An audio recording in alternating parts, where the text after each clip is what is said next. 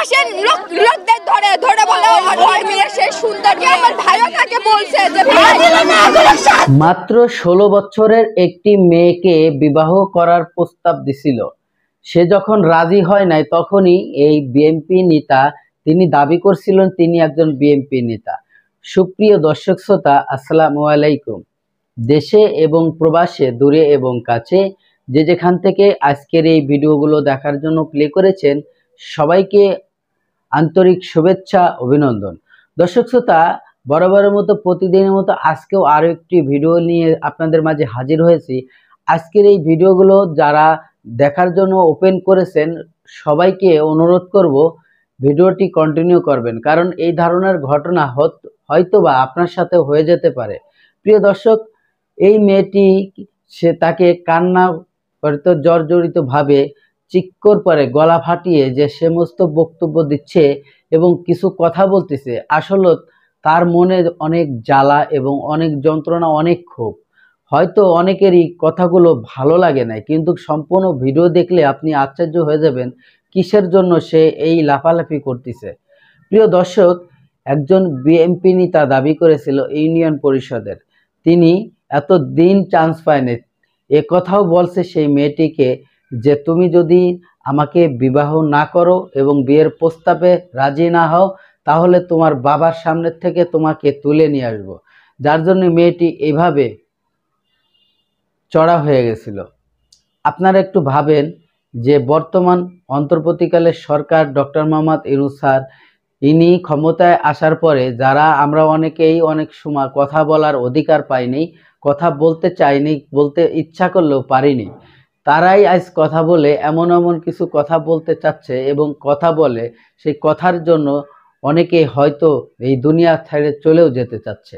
প্রিয় দর্শক, এই মেয়েটি সে যখন বিবাহতে রাজি হচ্ছিল না তখন তাকে এমন কিছু হুমকি দেওয়া হয় যে তার বাবার সামনে থেকে সে তুলে আনবে, কারণ সে বিএমপি করে, সে নাকি বিএমপি করে, তার বিশাল বড় পাওয়ার।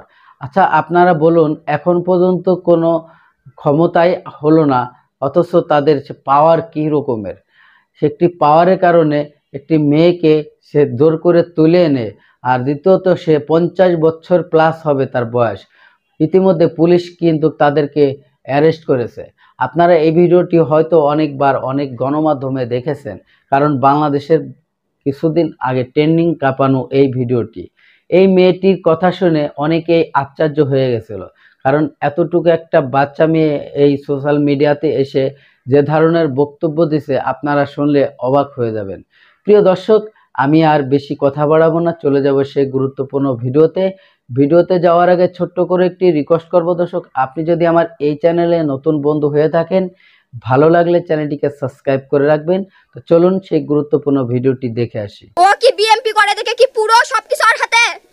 আমি বলতেছি না যে বিএমপি খারাপ, ওর জন্য গোটা আরো যারা বিএমপি করে তাদেরও বদনাম। সবাই মিলে জিতু যত সহপাঠী আছে সবাই মিলে ধরে ওকে গণ ধুলাই দিছে। দল বলের ভয় দেখে আমি হচ্ছে মেয়ে বাচ্চা করে বাসা থেকে তুলে নিয়েছে, দর্শন করবে এই ভয়ে কেউ ওদেরকে কোনো কিছু বলতো না। 13 বছর বয়স ওনার মেয়ে, আর ওই বুড়াই বয়স 50 প্লাস হবে। আমি আপনাকে বলবো 2 দিন পর হবে।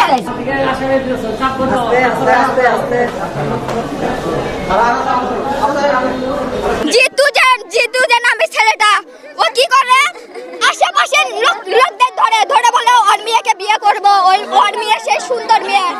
হ্যাঁ, মানে আমাকে বল আমার সাথে বিয়ে দিতে একদিন নাকি আমার ভাই 40-45 বছর বয়স, একদিন নাকি আমার ভাইও তাকে বলছে যে ভাই আপনার যে বয়স আর আমার বিটির যে বয়স দুটো তো কিভাবে হবে, এটা কোন সম্ভব? তখন নাকি জিতু বলছে আমি তোর বিটি পড়াশোনা করাবো, তোর যত খরচ আছে আমি দিব, তুই আমার বিটিকে আমার সাথে বিয়ে দে। তখন আমার ভাই কাছে না ভাই এটা কোনো মতে সম্ভব নয়, ইয়া ভাবে আছে ইয়া মাথায় এই পাড়ার যত ছেলে আছে সবাইকে। সুপ্রিয় দর্শক শ্রোতা, এতক্ষণে আপনারা যে ভিডিও ক্লিপটা দেখেছেন আশা করি হয়তো আপনাদের ভালো লেগেছে। যদি ভালো লাগে অবশ্যই আপনার মূল্যবান মতামত কমেন্ট বক্সে কমেন্ট করে জানাবেন। আর এই ধরনের ভিডিও দেখার জন্য ভিডিওটি বন্ধুদের মাঝে শেয়ার করে দিবেন। আজকের মতো ভিডিওটি এখানে শেষ করছি। সবাই ভালো থাকবেন, সুস্থ থাকবেন। আল্লাহ হাফেজ।